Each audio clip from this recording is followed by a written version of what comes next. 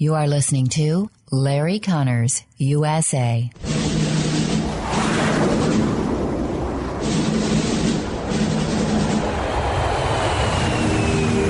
You want answers? I think I'm entitled. You want answers? I want the truth! You can't handle the truth!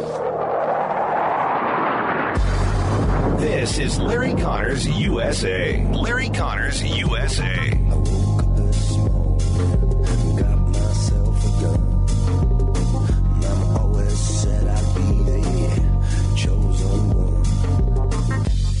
American 11, are you trying to call? The cockpit is not answering their phone. Our number 1 has been staffed, and our 5 has been staffed. Hey, I'm going to call from Washington. I am in a situation where American is under possible hijack. What's going on, Betty? The crap is erratic again. Problem, very erratic.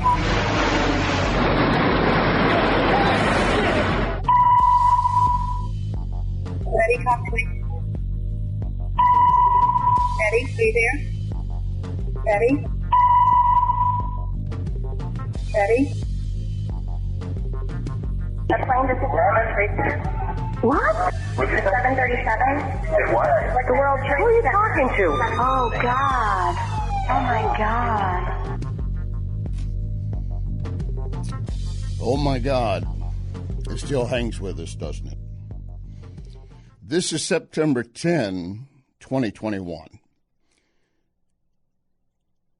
The next hour, the second hour, is going to be devoted strictly to the events of 9/11.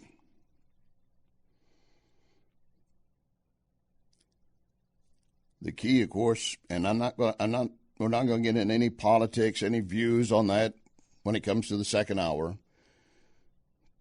The key is with what's happened in Afghanistan. As I had an expert on yesterday raise that very same question, Jim Carafano of the Heritage Foundation. Is the Biden administration making it easier for terrorists to plan and execute another 9/11?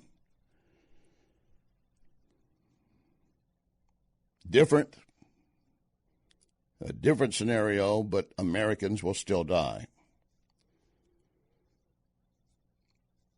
Now, when we get into the second hour, I'm not going to get any of those points put in front of you, because I want to focus just on what we were experiencing and going through that day. You remember where you were. We all do. And even discussing it is horrific for many people. And I also fear that many of the major networks and our cable networks and our local TV stations will sanitize it on this 20th anniversary, trying to not show it was as horrific as it was. And many listening to my voice maybe were not alive at that time, or they were very young. That's all in the second hour. The immediate issue that we have in front of us, and that is that Biden, in some words, the view of some, he's sounding like a dictator, while claiming his vax mandate is not about politics. He says it's all about health and safety for all Americans. Only for all Americans. I mean, that's the only purpose. It has no politics. And if it's really all Americans, there's some explaining that needs to be done. The basic line is the federal government's going to make sure and demand businesses have employees vaccinated or tested weekly if they employ 100 or more. And there'll be hefty fines if they don't. It is all, they say, to protect Americans. And yet our borders are wide open in the South. Many of those coming across are not even tested. If they are tested, they're held briefly. Or they may develop later because they test negative at that point. As long as that border's open as it is, this vax mandate is not going to be effective any more than what we're already doing. Not even discussing the Afghans are going to have to be brought into the country because we owe it to them. How are you going to protect all Americans and insist that the reason I'm acting on a federal law like this, which he even admits, I have limited authority, but I'm going to do what I can. In other words, he's already admitting that.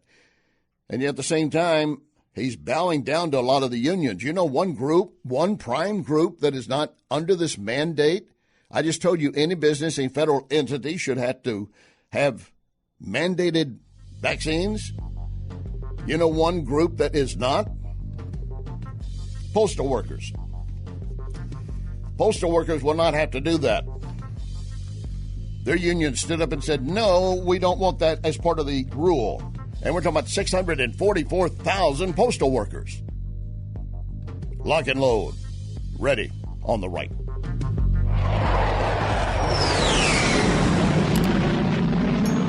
You can email Larry at LarryConnersUSA@gmail.com. LarryConnersUSA@gmail.com.